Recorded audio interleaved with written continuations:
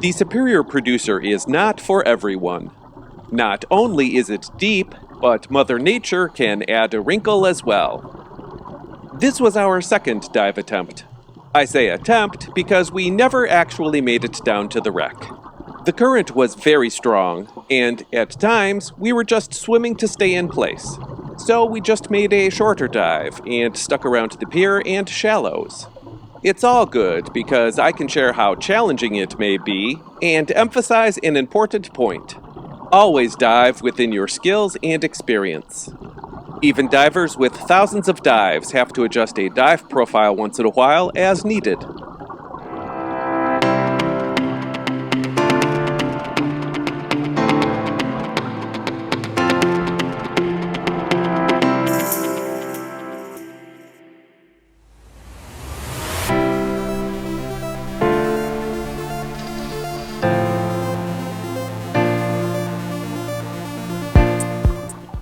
The Superior Producer Wreck is truly a special dive on Curaçao. It lies just off the mega pier downtown, which means no one can dive it when ships are docked there. Depending on tourism and time of year, that may only be a few days in any given month. Luckily, the Curaçao Ports Authority website lets you view the schedule. The link is included in the description below. Be sure to check it frequently, as weather, ship maintenance, and other factors may force a ship into port at the last minute.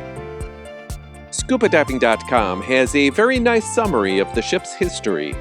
From its initial launch in 1957 with the name Andromeda, to its untimely sinking 20 years later. We have a link to that article below as well. This is the part where we normally talk a bit about the nature on land. But it's a vast concrete platform, and there really isn't much here except for perhaps a few birds. We also typically highlight snorkeling opportunities. However, to be honest, we don't recommend it here. It's a bit of a hassle, there are much better spots on the island, and the swells can be difficult to deal with. Unfortunately, the Superior Producer was one of the very few dive sites where we didn't get any first-time captures, so we don't have any of those either, although there is plenty of sea life to enjoy, both on and off the wreck, as we'll show in the sea life section.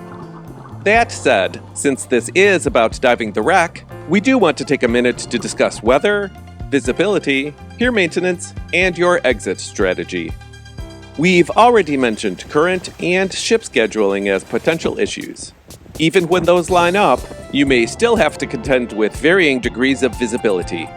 On some days, if you're lucky, and the sun is shining and the water is clear, you can take in all the ship's majesty from stem to stern. On other days, when the elements don't line up, you may not even see half the ship in front of you. The wreck is still enjoyable, just in smaller bites. The weather can impact your exit strategy as well. Before we arrived for this trip, the fixed exit ladder was destroyed by a storm, leaving divers to fend for themselves if they wanted to dive the wreck. Some dive companies brought their own ladders, tying them where the official ladder was. We also saw a couple of these ropes with loops that I would not have attempted in the waves, even without gear. While both of those were attempts to make exiting easier for their own groups, they could potentially cause unintended issues for subsequent divers that might think those options would still be there when they completed their dive. Attempting a shore exit here is difficult, with consistent waves over very large jagged rocks. For our first dive this year, we made the conscious decision to end the dive with a swim to Double Reef and exit there. It's only about 1,600 feet away, and we had to do a safety stop anyway, so we used that time for a short swim north. Note the process requires 2 vehicles or a long walk back. Also, if you're interested in seeing what the Double Reef shore dive experience is, we have a video on that one as well. Fortunately, for our second, third, and fourth dives, the Port Authority replaced the official ladder. We'll share more in the site logistics section, but wanted to highlight a unique scenario that could come up again in the future. Finally, our small channel is a tiny raft compared to the ocean that is YouTube. You can help us reach superior producer status by subscribing, liking this video, and sharing it with your dive buddies or anyone else interested in the underwater world. We would appreciate any of those actions very much. Thanks! Smiley face.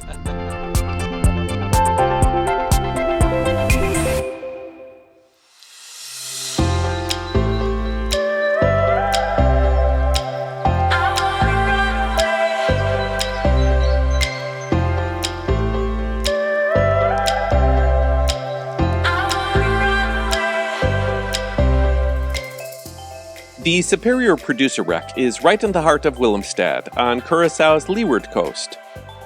Unlike Aruba or Bonaire, which generally have a main road traversing the island, Curaçao has quite a few roads that get you to different parts of the island, so directions for Curaçao dive sites will start from the closest main road, which should be easily found on any car rental company provided map. If you're coming from the south of Willemstad, make your way over to the Queen Juliana Bridge. That's the huge bridge passing over the St. Anna Bay. Take the first exit on the right. It winds around a bit and puts you on Arubastraat. Stay on Arubastraat for about half a mile until you see the roundabout, and take the second exit.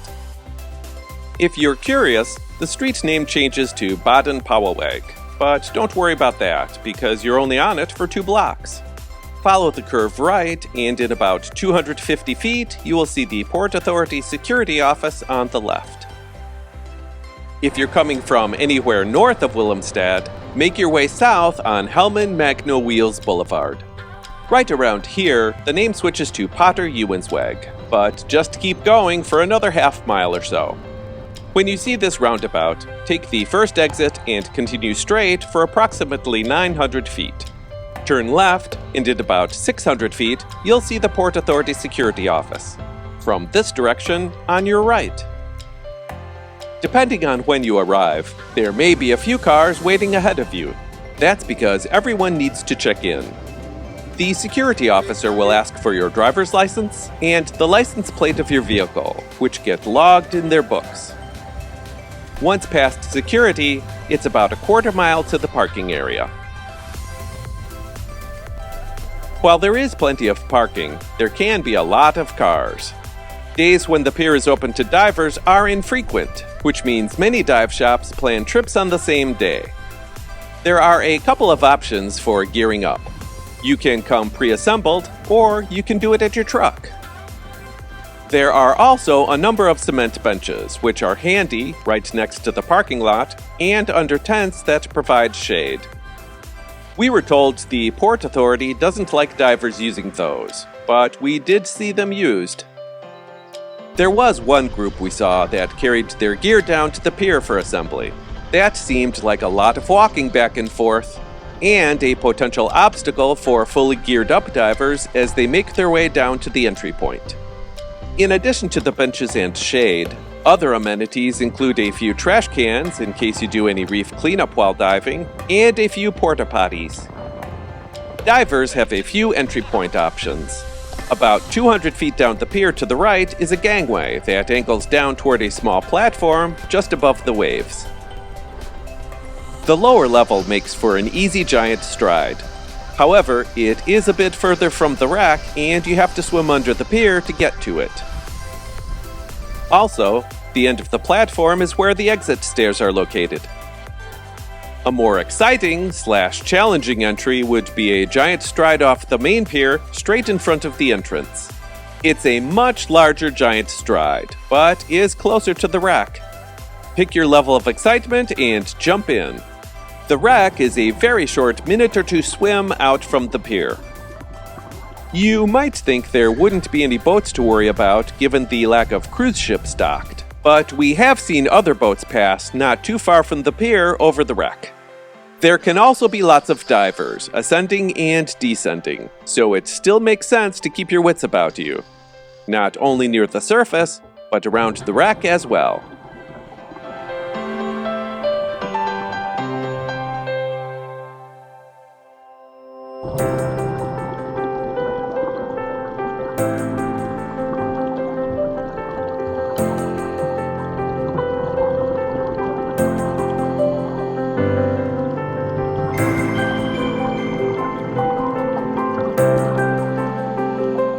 Navigation at Superior Producer is very easy. Simply follow the drop-off next to the pier and aim a little to the left.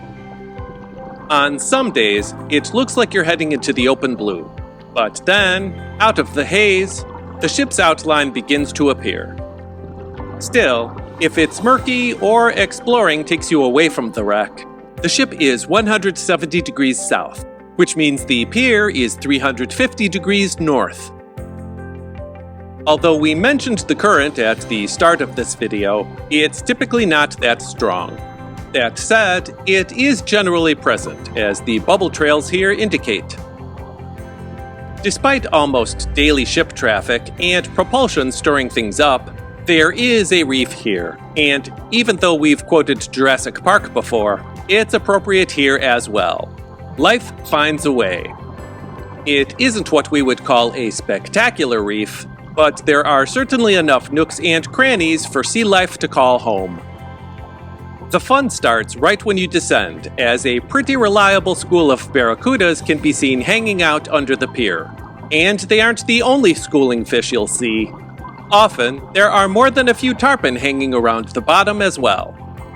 We'll show more in the sea life section, but the main highlight here is the wreck, and it is fantastic. The top of the bridge is about 70 feet deep, and the bottom is between 105 and 110 feet. There is so much to see, from the coral and sponge-encrusted gangways that overlook the cargo hold, to the giant rudder firmly embedded in the sandy bottom. At 165 feet in length, with several decks and a massive storage area, it's almost impossible for recreational divers to take it all in on a single dive. We went on 4 dives for this video, and we'll walk you through each section of the ship. Before we dig in, we should mention that several areas of the Superior Producer fall under the definition of wreck and/or penetration diving. All of the top diving certification agencies offer extensive training for these circumstances and environments. We do not recommend or endorse any penetration of the Superior Producer without the appropriate training, equipment, and preparation. Always dive not only within your own limits, skills, and risk tolerance, but your buddies as well. And now, on to the wreck. Usually, divers reach the bow first, and that's when it hits you just how big the ship really is. From here, you have a couple of options. You can continue down to examine the outer hull, which has a tremendous amount of sea life growing on and living around it, or you can start exploring the top deck and move along the ship's working areas. We'll begin here. The bow area is kind of a mess, with a mix of cables, pipes, and broken machinery strewn across the deck. While it's easy to make out a winch and other mechanics, coral and sponges have encrusted a fair amount of the surface area. Just beyond the bow lies the cargo hold. There are catwalks on either side, and steel beams run between them. All are overgrown with wire coral, bushy black coral, rope sponges, and tube sponges. The gaps between the beams are large enough to swim through, allowing divers to investigate further.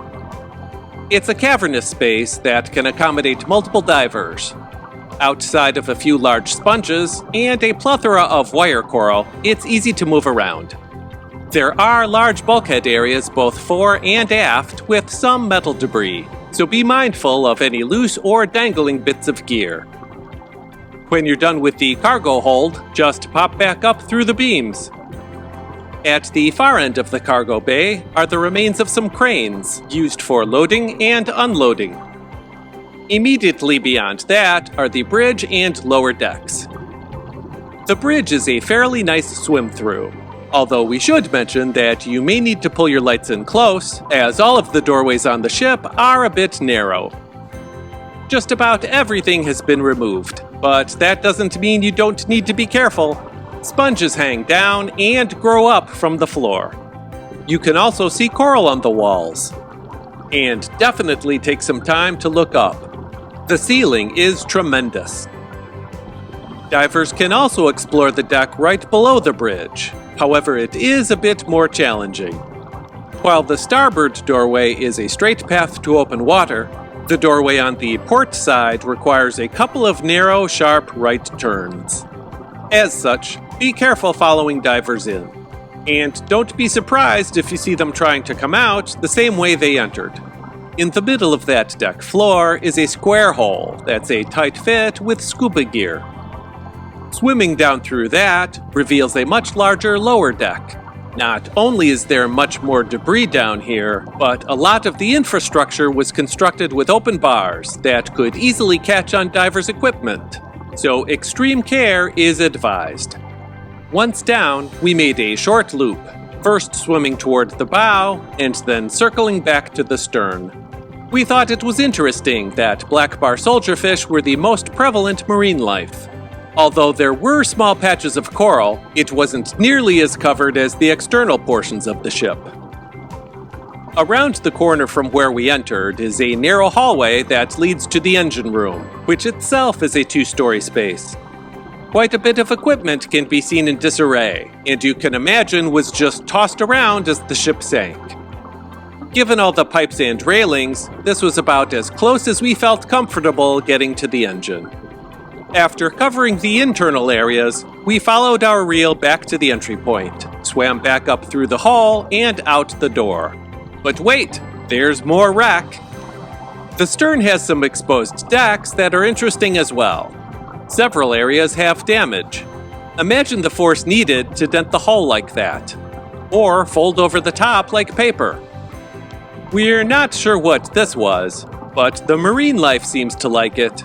In fact, anywhere the infrastructure has lots of edges, like ladders, doorways, and portholes, marine life thrives. It has also completely covered the hull. Most of it is literally a mosaic of red, yellow, orange, green, and purple sea life. Plus, there are a couple of unique views through the ship. Whether the beginning, middle, or end of your time on the Superior Producer, we definitely recommend taking a few moments to check out the hull. Actually, there is quite a bit of sea life underneath the ship as well. Granted, this isn't the best video, but we did spot a green moray eel down at 105 feet. Now that we've completely covered the Superior Producer wreck, you still need to swim back, and depending on how you did with your no decompression limits, you may or may not have some extra time on your safety stop. No worries, because there are some things to see on the way back up. The pier itself is impressive, and the area around it has been supporting shipping activities for a long time. Some of that activity has settled underwater, as there are occasional pieces of trash and equipment lying along the drop-off. There's a pretty good assortment of wrasse and juveniles swimming around the shallows, and even a few cleaning stations, although they may be fighting the surge right along with you. Well, this is definitely the longest dive profile section we've recorded so far, but if you're up for it, we still want to highlight some of the sea life. So, hang on.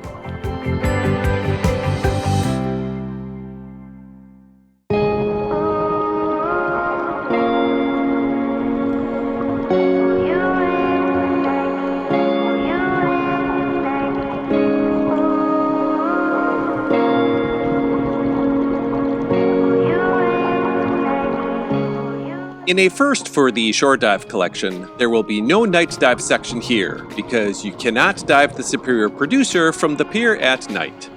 With that, let's jump into the sea life, and there is a lot of it. We'll start with schools. They are all over the place. We mentioned barracuda near the pier earlier, but we also saw them down on the wreck on one dive. We often joke about how prolific the brown chromis are, and they can be found down on the wreck as well. Back near the pier, we saw schools of smallmouth grunts, Caesar grunts, and yellow goatfish. Something else we saw a lot of were giant barrel sponges. And here's a little something special. We saw a juvenile queen angelfish near the pier in 2022, and then again in 2024. Obviously, it wasn't the same one, but it does seem like they have a generational home. Returning to the wreck, another surprise was this Spanish lobster crawling along the catwalk. The ship also has many patches of purple eggs being cared for by sergeant majors. To be sure, there is a wide variety of sea life both on and off the wreck. Here are a few more examples of what you may see when visiting the Superior Producer. Enjoy!